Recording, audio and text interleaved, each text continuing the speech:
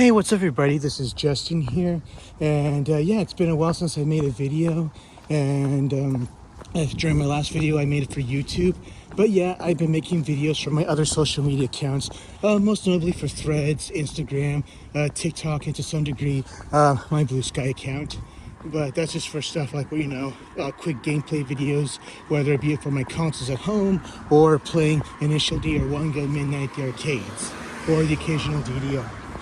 But yeah, as I said in my last YouTube video, oh yeah, so before full disclosure, yes, I may cough a bit in this video. It's just, no, I don't got coronavirus or any shit like that. It's just that it was about like a month before I got married, back in 2018. Yeah, so a month before that, I was sick with pneumonia. And since then, when I pass by certain places, like places that have like certain kind of like, dust or whatever, or mold, it really irritates me and it makes me cough. So it's like, yeah, I'm by some like construction areas with like all those particles and whatnot. So yeah, that does irritate me. Just want to let you know. But yeah, I figured I'd just take this opportunity to walk from my house to, the train station to go to work and just shoot the shit or whatever. But yeah, it's like all past 5 a.m. right now. So even though I'm the only one outside, you just gotta know that like Japanese homes, the walls of Japanese homes are fucking paper thin. So I'll try and keep my voice at a very reasonable volume. But yeah, this is pretty much, what my neighborhood is like around this time. And sometimes, on this side of the road right here, from behind me, people on bicycles will pop up, or other people walking will show up, or you're in cars. But yeah, I guess I could show you. I'm pretty much, as I said before, around about 2 months ago, I moved to a new house. I'm pretty much still living in Yokohama, the same ward and the same, cho or town. But it's like another 10 minute walk to my station. I just figured that I could just use this time to, shoot some videos and talk about what's going on.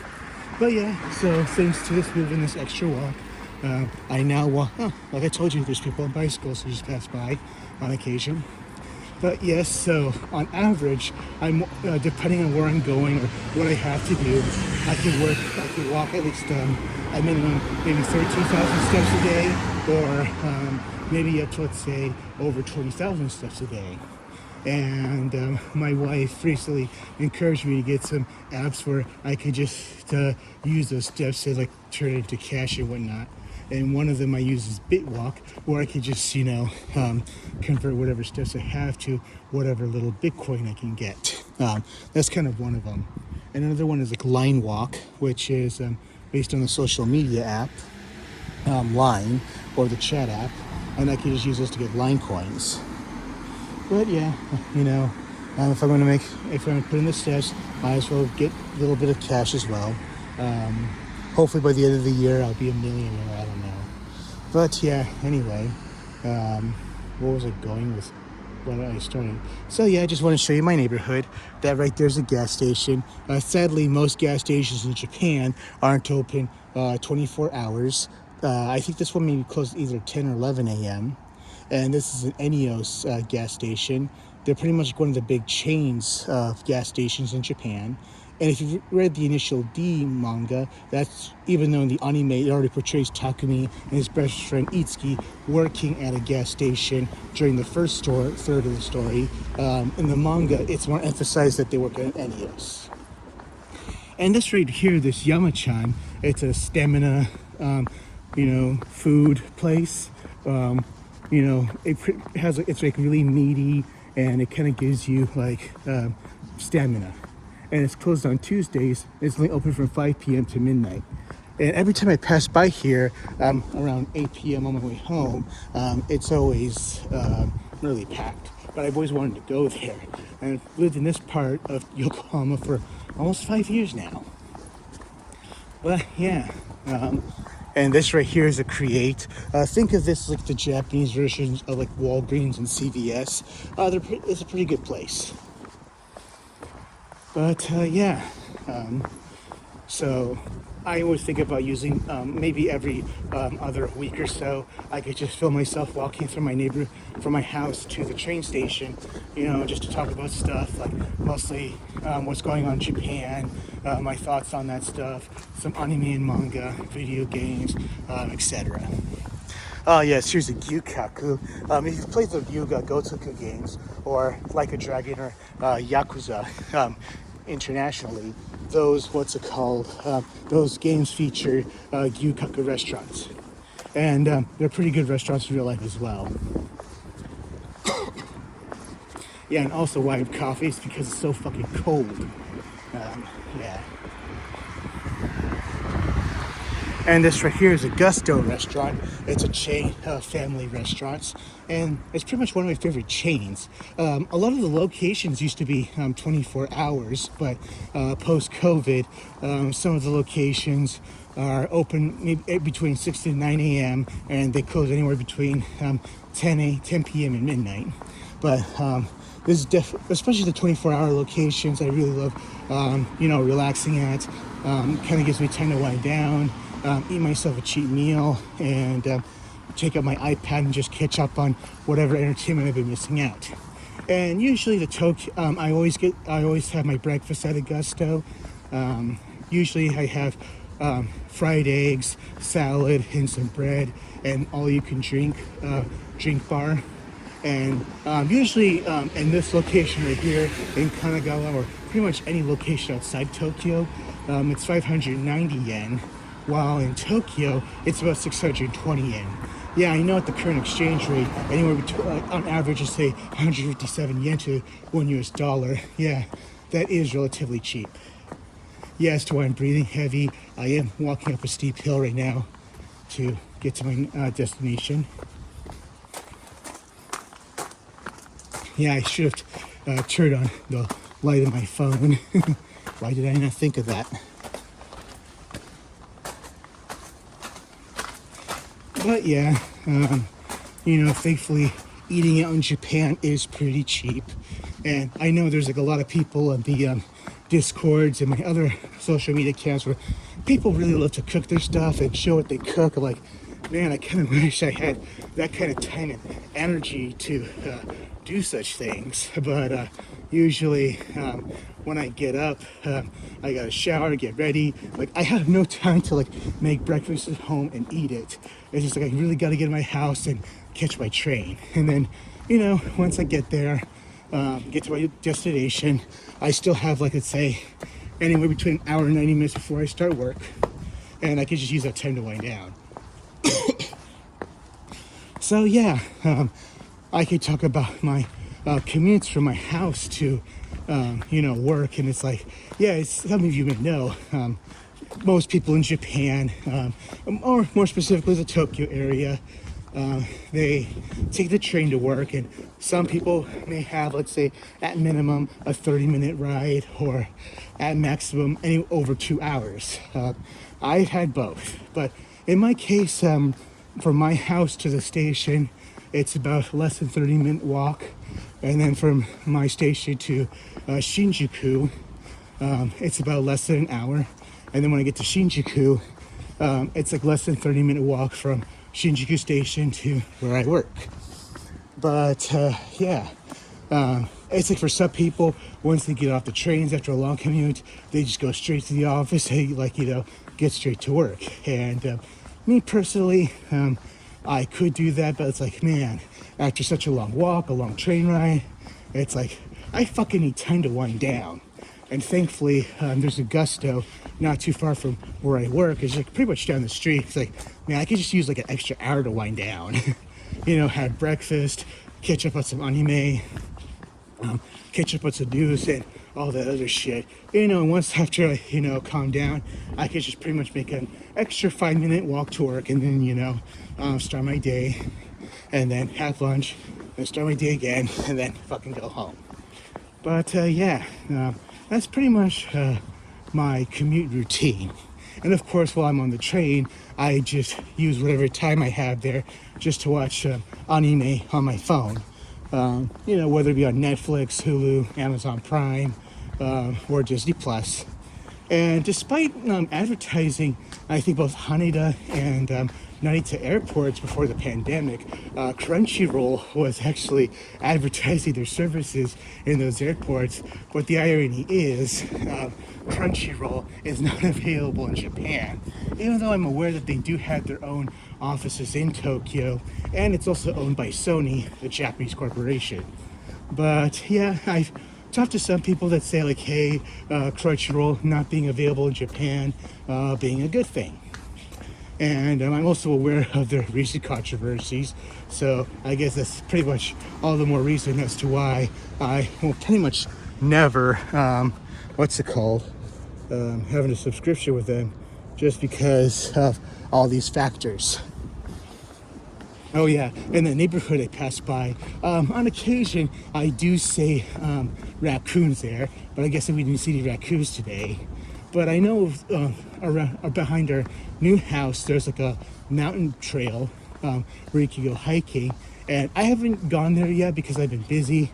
But my daughter and my wife, they've gone on that hike a small number of times now, and every time they've gone, they've seen squirrels. And just like last Saturday, they said they saw like 20 squirrels. And my daughter, who is now 5, she was like imitating how they eat it. It was pretty cute. But yeah, now that things are calming down at work, maybe I'll have time to check out that trail when I have time. So yes, this bridge right here underneath me, Shinkansen passes by. In that direction, it goes to Shin Osaka Station. In that direction, it goes to Shin Yokohama Station. So yeah, but kind of going on, speaking of whatever anime I've been watching. Yeah, so first of all, in context to old school anime, I've been watching the Kinnikuman, the Fight for the Throne arc. That came out in the 90s. And of course, I'm watching the new Kinnikuman anime, season 2 of the Perfect Chojin arc. And I've also been watching the new Wataru and the old Wataru at the same time. I've seen the original Wataru series before, but it's been almost 30 years since I've watched it. And the new one, it takes a lot of inspiration from Minecraft, which I have little to no experience with, but I've seen the YouTube videos and I've seen my sister's kids play it. And I just kind of think it's nice that it incorporates new technology and doesn't really try to be like a complete remake of the original anime, like or Ranma, for example, where that's more of like a remake of the original manga. But yeah, I did watch the remake of Ranma when it was broadcasting, and I was really glad to see that they got the original Japanese voice cast back, at least a good portion of them. I know they changed the voice of Mikado Sanzenin. In the original anime, which was broadcasted in the late 80s, he was originally played by Kazuhiko Inoue, who is most famous as the voice of Kakashi from Naruto, while in the remake, he is voiced by Mamoru Miyano.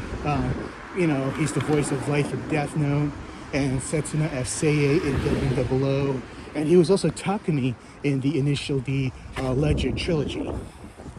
And I thought he did a good job at that role.